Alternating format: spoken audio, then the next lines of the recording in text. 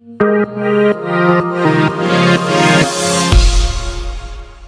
I'm going to talk to you a bit about Peerius, about personalisation, how we view personalisation, why we believe it's so important, and then I'm going to introduce Luke Kingsnorth, who's the e-commerce marketing and e-commerce director from Charles Tyrwhitt, who we've been working with for 2 or 3 years now, so we've got some great stories to tell there.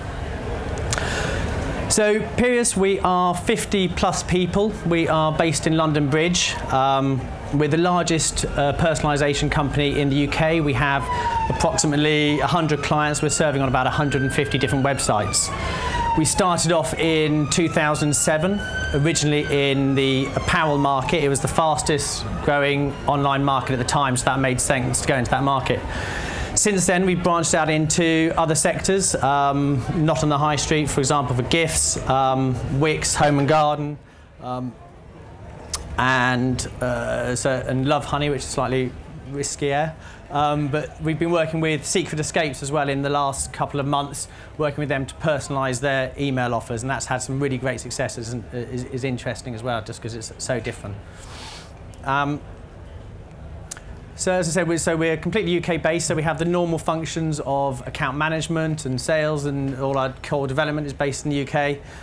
Interestingly, unlike most other technology companies, we have machine learning analysts, so we have a bunch of behavioural mathematicians that actually are continuously optimising and developing our technology to really enhance our customers' bottom lines. So as well as the core team, we take advice from other industry experts. So we work very closely with Dr. Mike Baxter, who you probably all know from his Econsultancy work. When we originally set up in 2007, we took advice from Dr. Andreas Weigand. Andreas Weigand was the original chief scientist at Amazon, so he was really the pioneer in terms of web personalization and recommendation technology.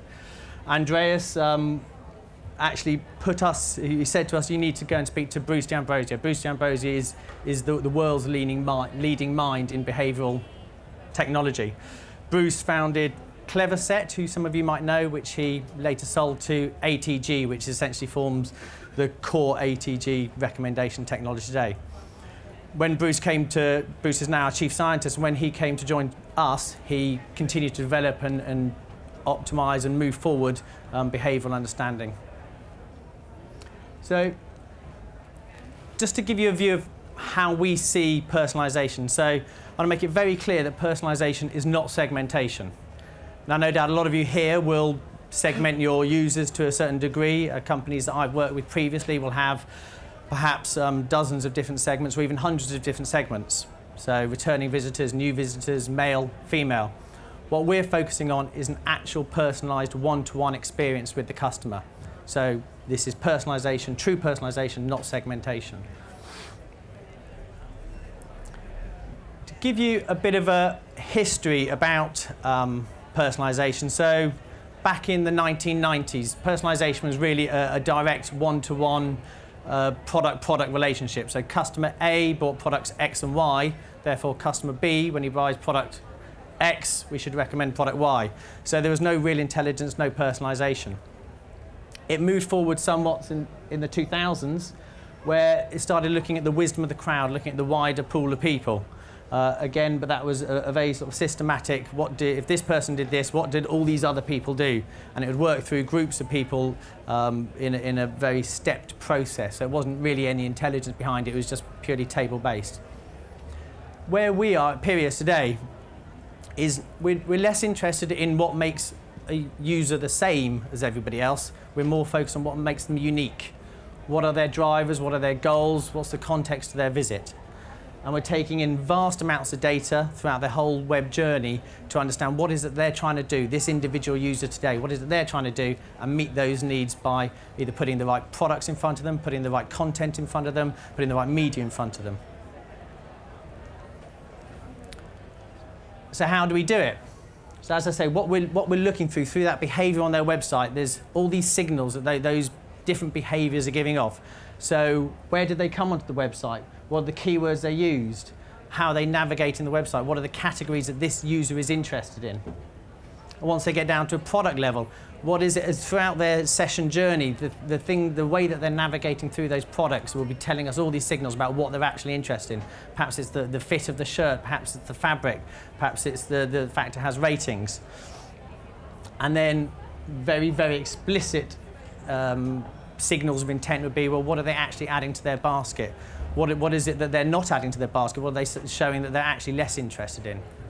All this data feeds into our Tapestry personalisation engine, which means that we can serve recommendations, content, media to that person that's very, very valid. So looking at those users, where we talked about the context of the users, when we're trying to find what is it they're interested in, different people have different reasons for shopping with you and different things that they're trying to do within a single shopping episode. It might be where they're based might be important, the fact that you deliver to their country or their region. What currency they're shopping and whether an item is new, whether the colour's right, the fit's right, all those things are different from user to user and they can't always be split by segment. And it changes from day to day, season to season. So it's very, very focused, important to focus on the individual user, what they're trying to do there and then. So we've got the user behaviour, which we're tracking, we're seeing the signals, what is it they're trying to do. That gives us a context, which means we can understand what they're trying to do within that journey. If we understand the context, we can promote the relevance of what we're trying to show them. And through relevance, we have engagement, conversion, retention. It's those three key things that relevance drives, which in turn drives revenue.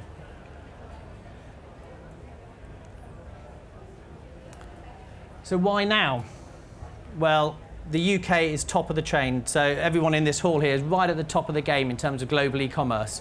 UK customers are spending over £1,100 a year online. We're a very, very attractive market.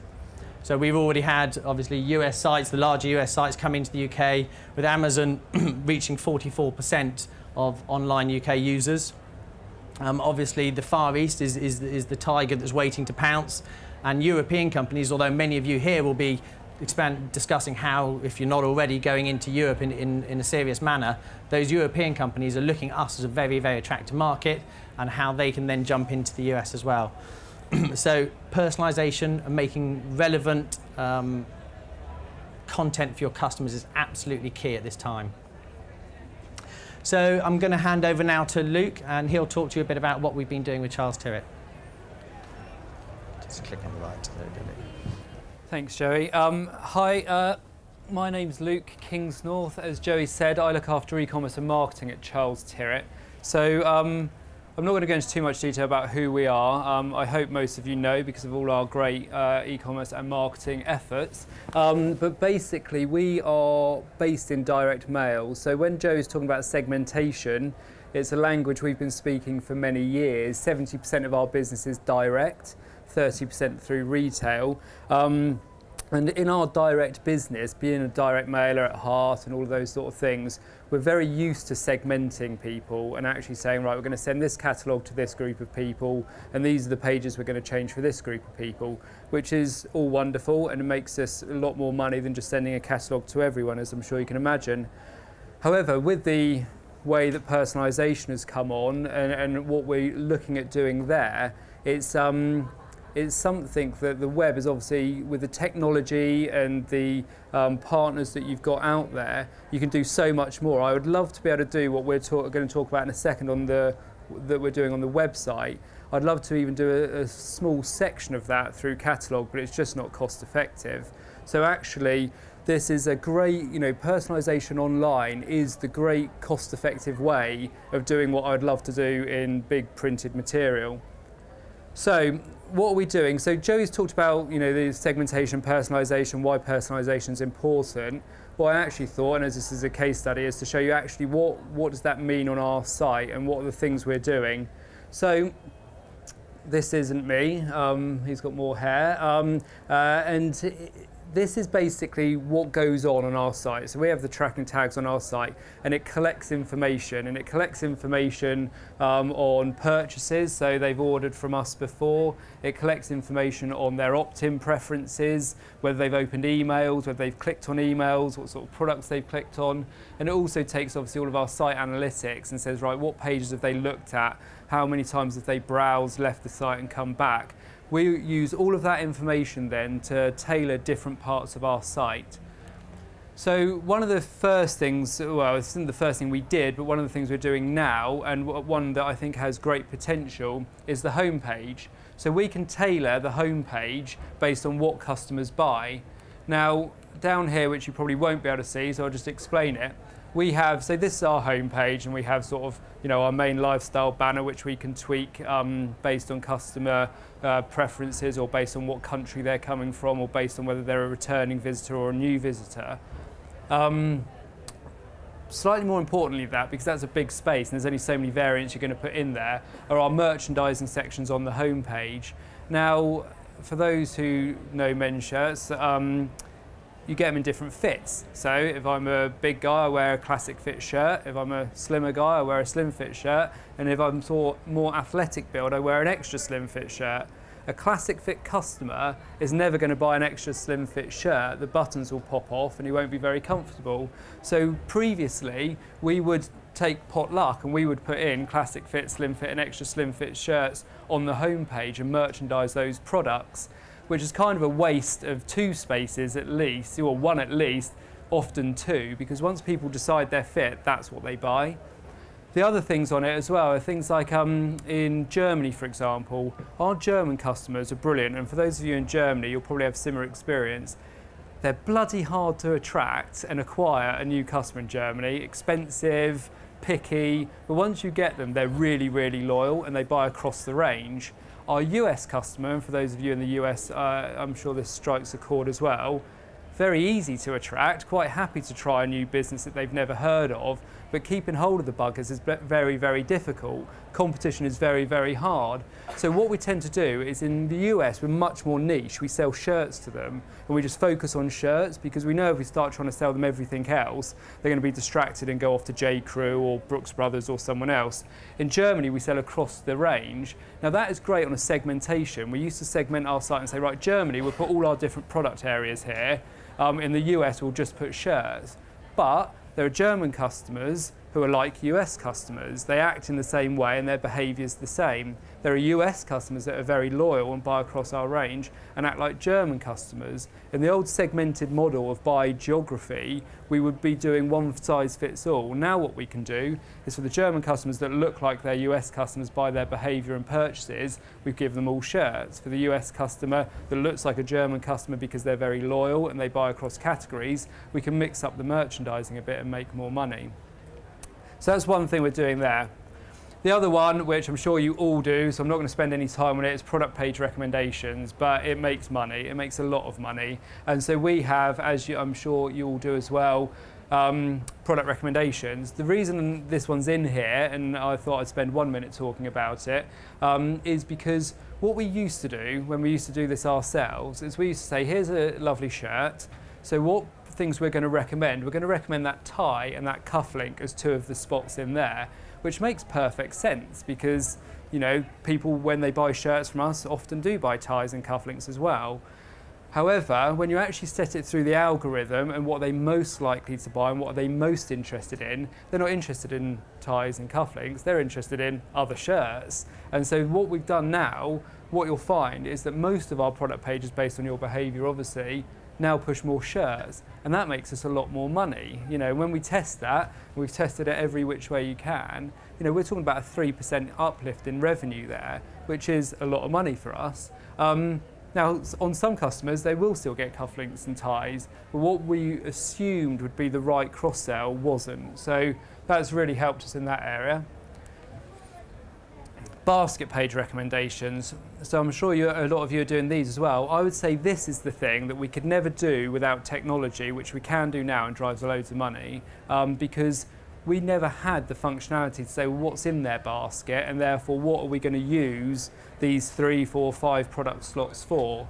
So now we do, and now we use it, and it does drive us a good uplift in average order values, is we do things like this. So these two products have very high purchase correlation. So basically, people who have bought this casual shirt also buy these things, which is great, you know, the old Amazon model. Then the other one we do, which is even more personalised than that, is actually saying, well, this person was actually looking at this navy long sleeve top here on their previous visit, so we're also going to drop that one in there as well.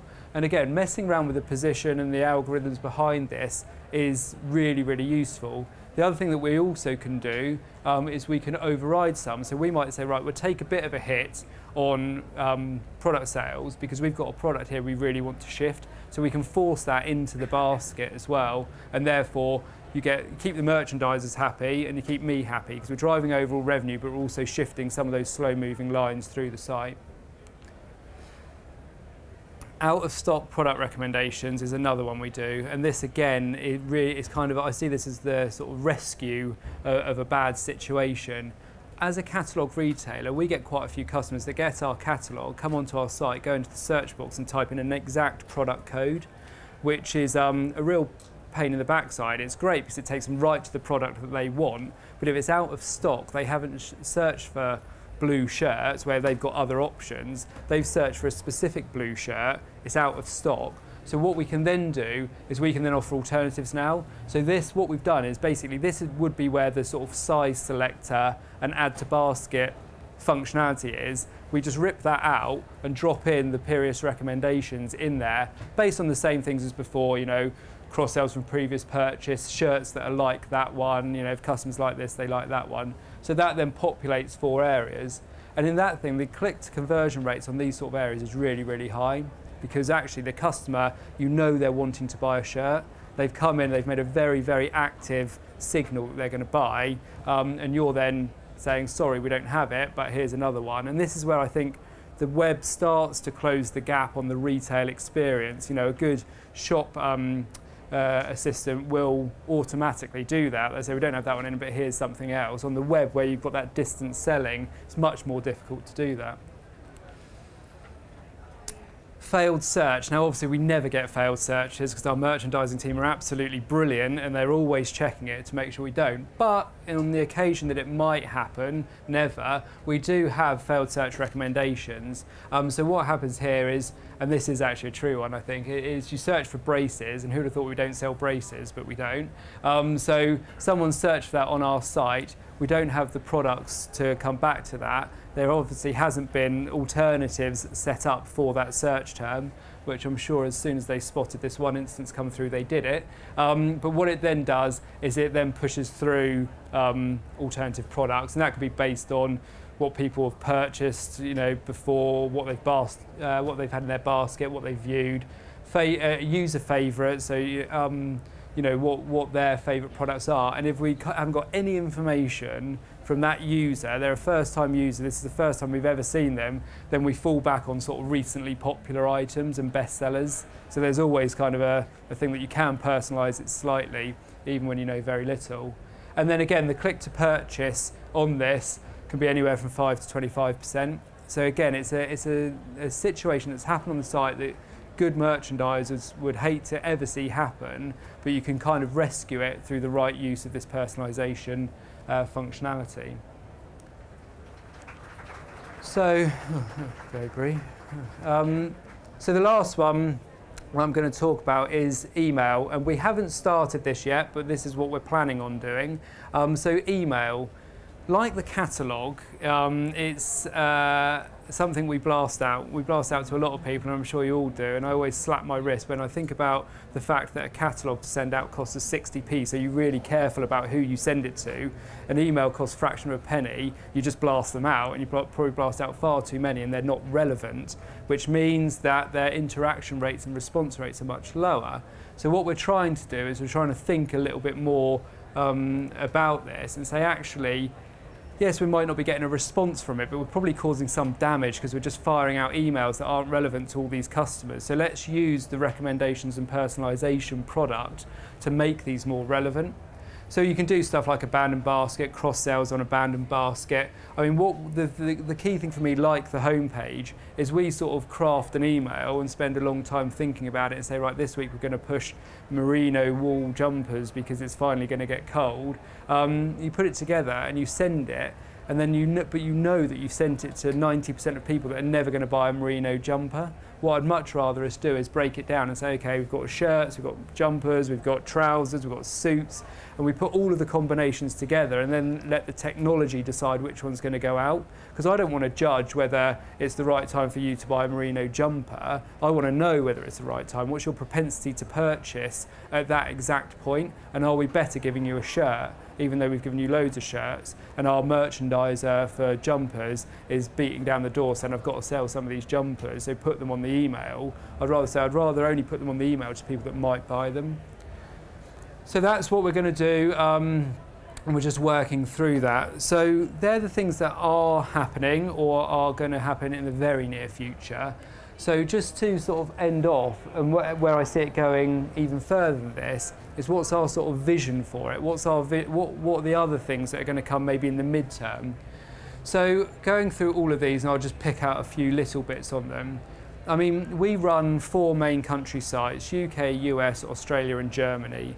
But we also sell a lot we sell to 85 plus other countries in the world through our various country sites. A lot of Canadians buy on our US site, a lot of Kiwis buy on our Aussie site, a lot of people buy from different countries buy on our UK site. So what I would love to be able to do, and what we're looking at doing, is now tailoring the site based on the country they're coming from. So we've got growing business in Russia, Russian economy and the sort of their fondness for UK brands is growing. So Russia has gone from nowhere to us to be one of our top other territories, if you like. What I'd like to do is use the personalisation tool, say, right, okay, let's start tailoring the site to a Russian customer without having to build a whole new Russian website. And that can be simple things like when they come on our site, we just say, we ship to Russia for this cost in this time frame. It could be that we start to use some own language banners on the homepage as well. So we'll start to do stuff like that, which is in country. By the iPad or mobile, obviously, I'm sure you're all thinking about that, tailoring the experience based on where they've come from and what device they're using. I think we've talked a lot about product, about different attributes and what they're likely to buy.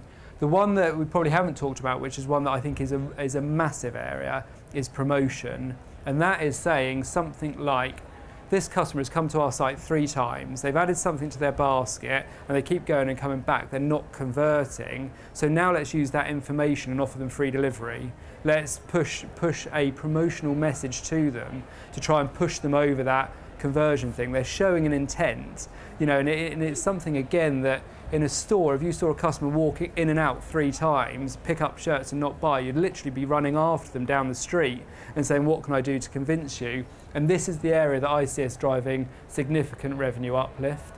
I mean, as with all sites, there's so many people that come and don't convert, and trying to find a way to tip them over and test that, I think will be massive in there.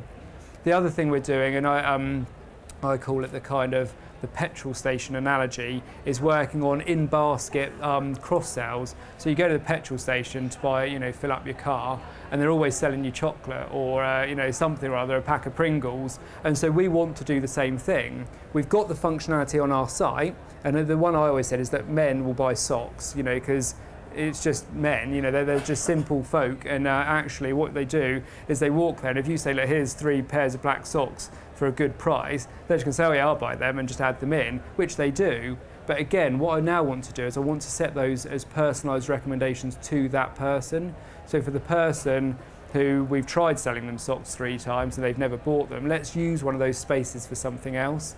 And that, in conjunction with sort of sales promotions and a bit more of the down and dirty, right, if you buy today, we're going to give you £10 off, or that sort of thing, or we're offering free shipping today for customers from New Zealand. Those sort of things I think will be where we take it in the future, and that's where I see us actually driving a lot more money for the business and a lot of uplift in revenue. So that's me done. I'll quickly pass back over to Joey, who's going to sum up, and then I'll take questions at the end if you have any. Cool. Thanks, Luke. Thank you, Luke. So just to kind of sum up in terms of sort of how we see our vision. In terms of the whole customer experience management, so Luke already touched on that the customer might be receiving a personalised email that contains products and content of things that they've previously expressed an interest in, or things that we know that they like from that person's behaviour. Delivering them to the site a very relevant personalised experience. So perhaps they're from Russia, perhaps it's their third time on the site and they haven't purchased, perhaps it's they're a slim fit customer and creating banners or other content accordingly. Coming next year, the ability to actually reorder category listing pages based on customer behaviour and customer preferences. So where we know a customer is a slim fit customer, they've come on, they're looking at formal shirts, then we push them towards formal shirts, or maybe they're on yesterday looking at white shirts and we can bubble up the white shirts to the top of that category list. Very, very interesting. As we know, smart recommendations, so once they're on the product page, making sure that we're putting the right product in front of that user to help them convert. And of course, bringing that technology across all channels within the customer cycle, so whether it's mobile, tablet, even customer service desks as well. And that ties up the whole circle for that customer. So we've already heard from Luke to some of the value we've added to his business over the time, but other customers we work with across different sectors have seen equally fantastic results. We're over towards the back of the hall there if anyone would like to find out more and come and speak to myself, one of the guys.